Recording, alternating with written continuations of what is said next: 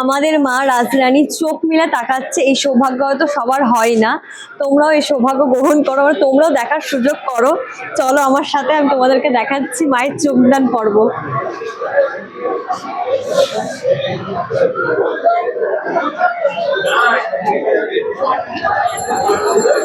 এসো তোমরা, সামনে যাওয়ার মতন আমার এত সৌভাগ্য হচ্ছে না, কারণ আমি এইটুকুনি মানুষ, চাপা পড়ে যাব। তো পাশ থেকেই মাকে দেখার সৌভাগ্যটা করে নিতে হবে। এটা সাইড